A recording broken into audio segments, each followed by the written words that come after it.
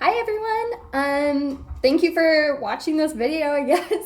So this is my first ever vlog, so I guess we're gonna figure this out together, how it works, how it doesn't, all of the in between. So we'll start off with who I am and why I'm doing this. My name's Raylan and I'm 20 years old and I was recently diagnosed with narcolepsy. So the idea of creating a vlog as like a way to cope has kind of just like, I've had the idea for a while and I just haven't done it yet because I was so nervous. But I realized like I'm never gonna do it if I don't just do it right now. So that's this. So I guess we'll just start off with like my journey to being diagnosed and all of that.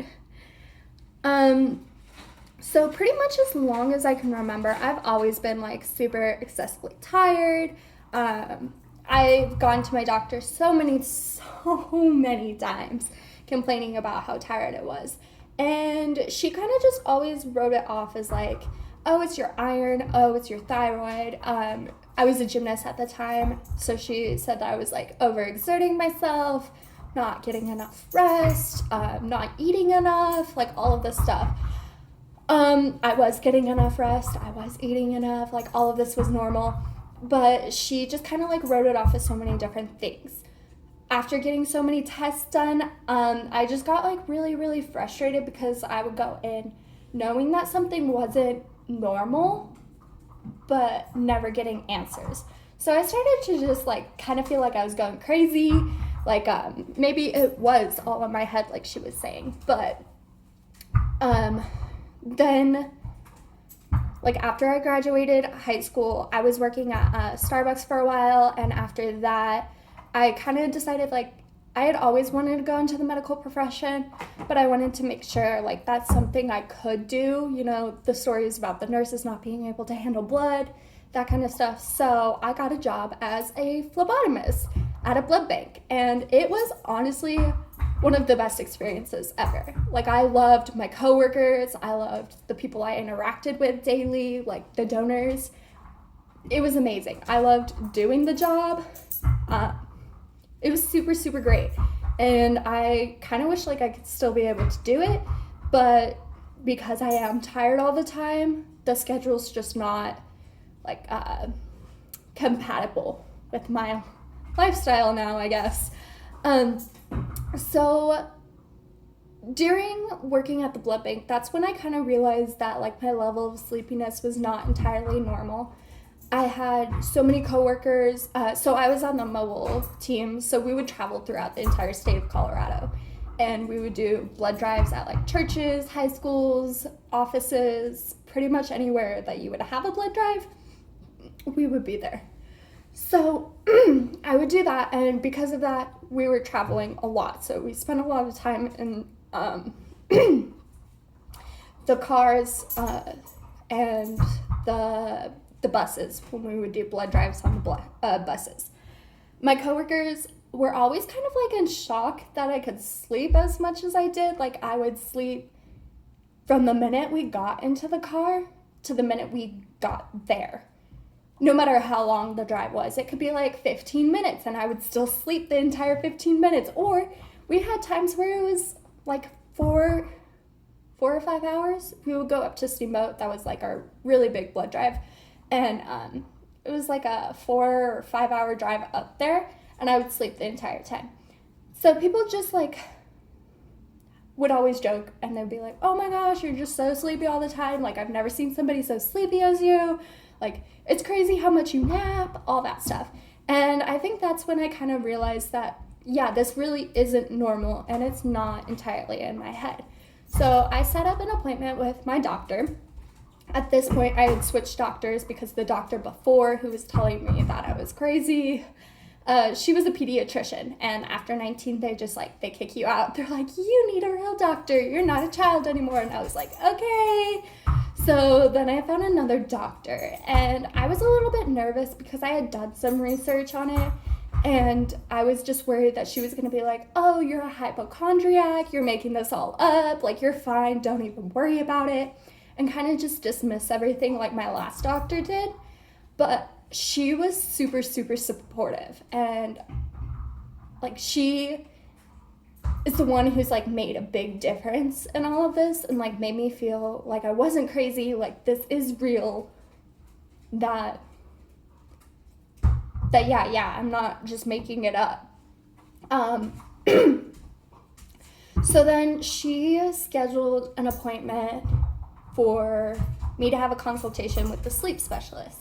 So I went to that appointment and I talked to the sleep specialist about how often I was sleeping, like my diet and exercise, all of that. And especially like with my age, she's like, yeah, somebody your age should not be that tired all the time. Like, I don't know how you're getting through life. And really, sorry, I had to pick up my dog's toy. She likes to play a lot and she's not leaving me alone. So I have to give her this toy filled with treats. It's awesome. Look, it's a little pineapple so that she won't bother me right now. So there's that.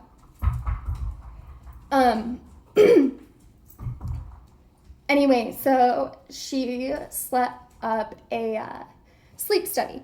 And the sleep study that she set up was like a regular overnight sleep study along with the sleep latency test, which is required for the diagnosis of narcolepsy.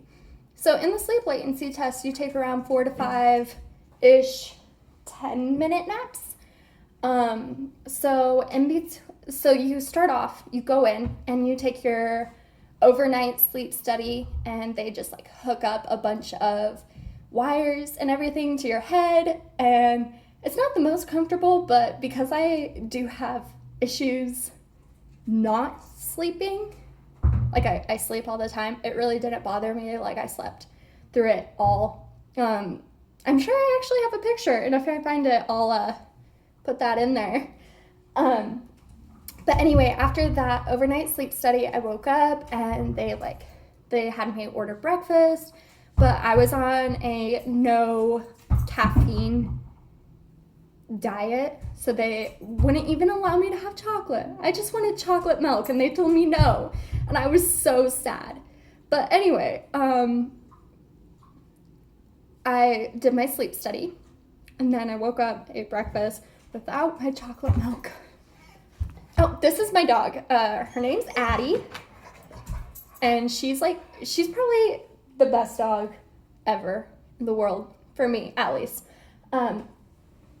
She's a pretty high energy breed because she is a border collie, like blue heeler mix. We'll find out exactly what she is in about 3 to 4 weeks. We just did a DNA test. Turns out she's 100% that bitch. Haha. Anyway, she kind of just like gets me. She will take lots of naps with me. She knows my days when I'm not doing super great.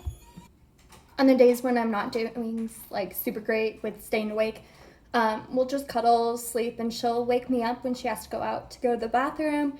And she's really good about it. Like she'll stick her head under my head and keep lifting it up until like my head gets off the pillow and I actually wake up. Yeah, she's super amazing and understanding, and I love her so much. Plus her birthday's this weekend, so happy birthday, Addie! She'll be 2! My goodness. So crazy. We got her when she was how old? I think she was 8 weeks old. Something like that. But she was like super tiny. So adorable. And I don't know if you saw, but one of her ears sticks straight up. And when she was a puppy, it didn't do that. So like as she's grown up, it started to stick up. And it's just, it's so cute. I love her so much. She's my little baby. Anyway, sorry for the side note. Back to the story. After the sleep latency test, it took around like a month or 2, month and a half maybe, to get my results back. And my sleep specialist called me and she was like, so we got the results back from your sleep latency test, and most people fall asleep in about, how long was it? 20 to 25-ish minutes after like laying down. And my results came back, and on average I fell asleep in 3 minutes. That's not normal. And she even said, she's like, yeah, that's not normal, and that's actually pretty concerning. I was like, oh, cool. Thank you, doctor, for telling me that. That's super, like, reassuring. But it was good because I knew that, like, in that moment, I had confirmation that this wasn't just made up, that I wasn't crazy, that it was real. And now I had the data to actually prove it. So she put me on what was it? Ritalin. So it's methylphenidate. And for narcolepsy, there's not really like a treatment for it. Like they can give you amphetamines really, and that's about it. And yeah, so it's just a guessing game of like your dosage and which medication works best for you. So I was put on Ritalin, which is methylphenidate, and it was working okay, but like not amazing. I mean, it was better than what I had before, where I was actually able to stay awake sometimes, but it had like a very short period of time where it would actually work for. Like I would take it, and she told me that she told me how much she recommends starting with, and then what the top end max amount of dosage I can take. And then she's like, really, you just kind of have to play around and figure out what works for you, because no patient is the same, and there's not enough data on narcolepsy to actually be able to figure out like what works for most people. It's kind of like a rare disorder. So yeah. So I had been doing that for a while, and it hadn't been, like, it started to not work as well. I can get through like a 4-hour shift before I really crash. Oh, hold on. I can get through like a 4-hour shift before I crash.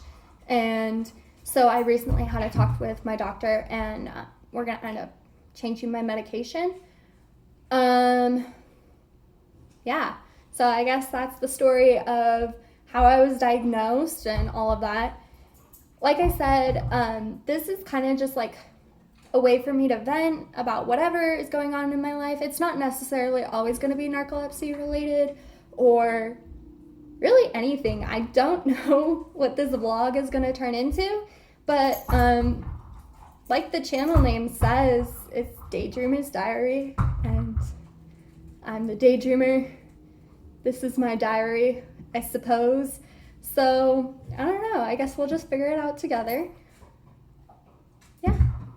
Well, thank you so much for watching, and I guess I'll do another one of these sometime. I'm not entirely sure. Have a great day, and I don't really know. It's so hard. You know, like how all the YouTubers, like any videos really, they always have like a slogan at the end. I don't know what to say. So have a great day, and I'll see you guys later. All right, bye.